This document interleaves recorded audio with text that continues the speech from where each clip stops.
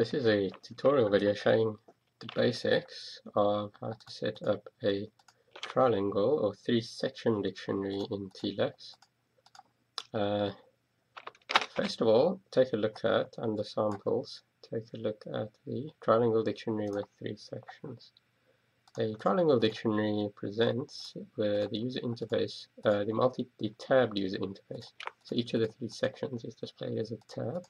We can select which of the three sides or sections to view by selecting the tab using window, next window or tab, previous window or tab shortcuts. To set this up, you can either start using the sample as a basis and save it, or if we have created an existing bilingual dictionary, say it's Chinese, which is another one of the samples, then we can add the third section by going to New Section, by going to Tools menu, and say Advanced, add a new section. Now important, this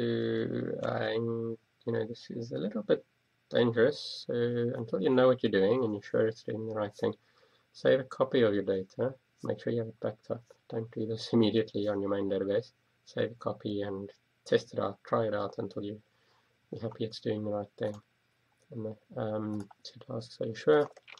Until let's say in this case we're going to create a Northern City Chinese French dictionary, give it a name, and we'll see it allocates and creates our third section.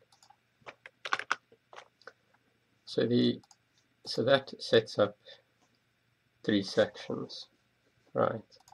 Now note, important to note, that unfortunately most of the special bilingual functionality in TLex, like reversal and the link view stuff, is only bilingual aware, not trilingual aware. So it may not work correctly.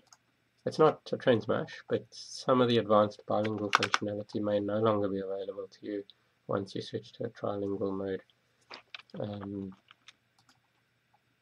Right, the final thing you'll probably need to do when setting up a trilingual, and this will be true for a trilingual with one section, or a trilingual with two sections, or a trilingual with three sections, as is another type of trilingual dictionary which only has one or two sections but has three or more languages as, say, target languages.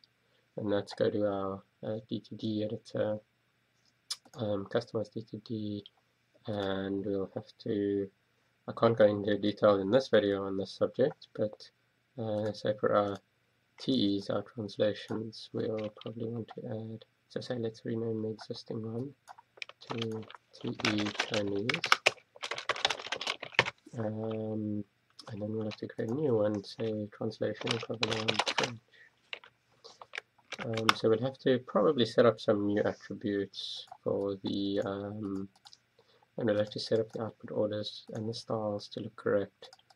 Maybe give it a different look so that we can then add, say, right click, if we're in this Northern City side, maybe right click and say on our translation equivalent, and not right click, sorry, and therefore, and we could then add under our Chinese TE, we could add a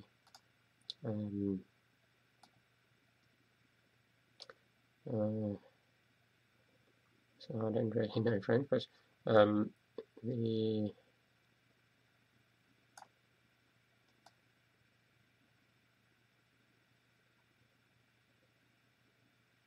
there's nothing here on there, but yeah, you can add your French translation.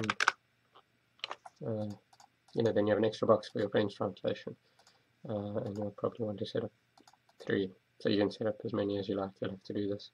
Probably also for the maybe for the definition, maybe for the usage example, depending on what you want to do. For a detailed,